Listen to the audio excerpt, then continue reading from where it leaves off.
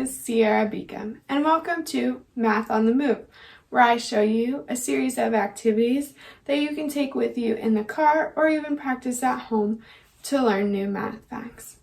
So, our first activity deals with popsicle sticks.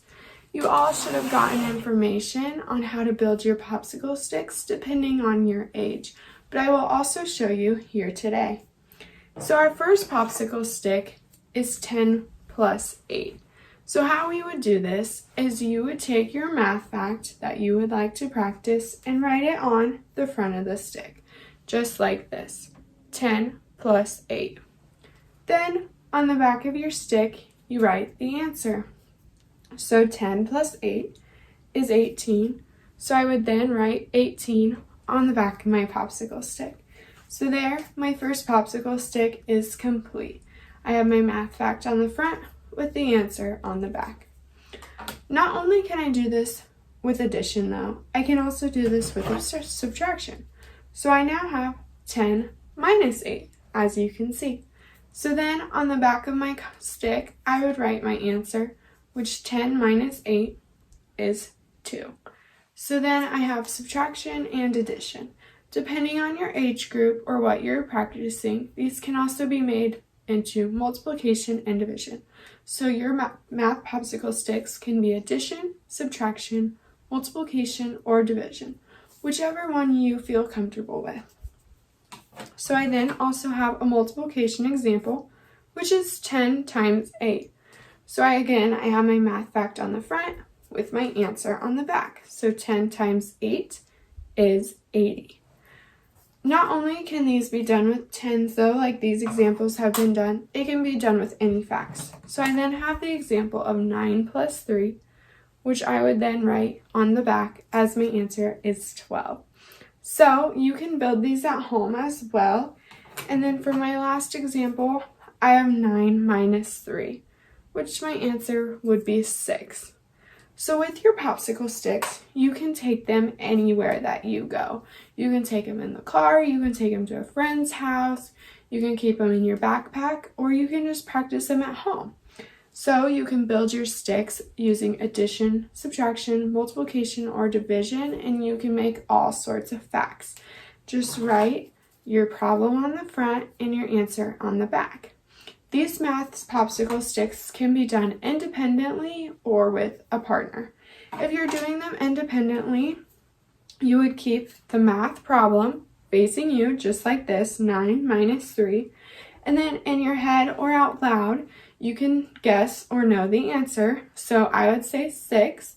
Then we are able to flip it over and see 6 is the correct answer. So then I know that fact and I can move on. If you get it wrong, that's okay. You just know you can practice that one again. So then moving on to our second activity. Our second activity deals with a deck of cards.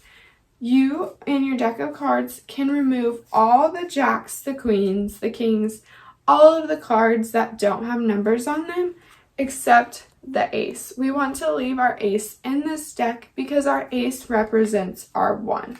So you can go ahead and take all of those out and just put them to the side because we only want the numbered cards and the ace, which is the 1. Then with your stack of cards, you can set them on a table or your partner can hold them. If you're doing it alone, just set them somewhere and set them so that the numbers are down. Then you will flip over 2 cards. So I flip this one and this one. You can then set them down in front of you or just hold them in your hands like I am doing. So the cards I flipped were 5 and ace, which again is our 1. So I have my 5 and my 1. If I am practicing addition, I now have 5 plus 1. So I can think in my head, I know that the answer is 6. If I'm doing this with a partner, they could tell you if you're correct or not. If you're doing this individually, you'll just have to look it up, or if you know, then that's also great. If I'm doing this with subtraction, however, I then have 5 minus 1. Instead of it adding, I'm now subtracting. So 5 minus 1, because I have my 5 and my 1, would be 4. Not only can we do this with addition and subtraction though, we can also do this with multiplication and division. So I have 5 times 1, which would be 5, and then you can divide 5 divided by 1 equals 5. So then I've done these cards so I can put them away. I then would draw 2 new cards and flip them over and see what I got. I have 9 and 4. So if I'm adding, I can take 9 plus 4, and then I get 13. I can also subtract. 9 minus 4 is 5. When we're subtracting, always put your bigger card in front so that you get the correct answer. Then we can multiply 9 times 4, 36. And with division, if you are choosing to do so, it's a little more complicated. Like 9 divided by 4 does not come out into a whole number, so I would not recommend doing this one. However, you can do it with different cards. For example, last round we could divide 5 by 1. So you'll just have to find the cards that fit for division. So then you can continue doing that through the whole rest of your deck of cards, and then you can restart if you reshuffle them so that you get different numbers. And again, you can do this with addition, multiplication, subtraction, and division, whatever in addition. So then that is our second activity. Again, this can be played independently or with a partner, whichever one works for you. So for our third and final activity, we have what is called math tic-tac-toe.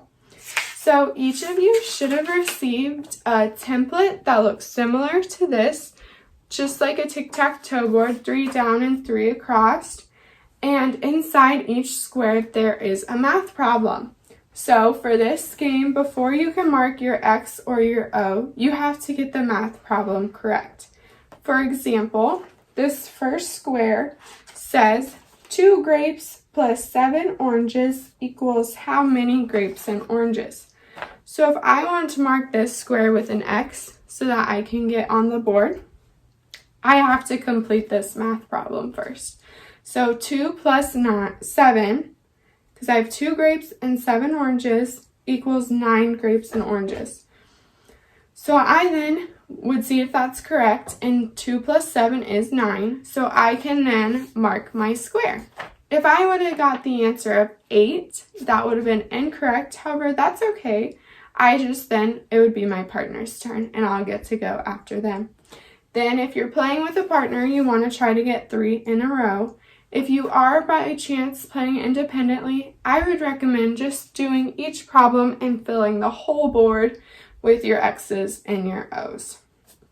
Then there are different boards. So for example, this one says Anna has 5 egg cartons. Each egg carton holds 12 eggs. How many eggs does Anna have? So this one shows multiplication, where our last one showed addition. So this would be 5 times 12, which is 60. So you can do these boards in addition, subtraction, multiplication, and division, just like all the rest of our activities. And you've also received a blank board. You can use this board, or you can make a normal tic-tac-toe board and put math facts into the 9 different squares. You can switch it up and make a subtraction board if it was addition, or if you had addition and you want to stay with addition, that's fine too. And then you can make a whole new board and keep playing with different math facts, different problems to keep learning and growing.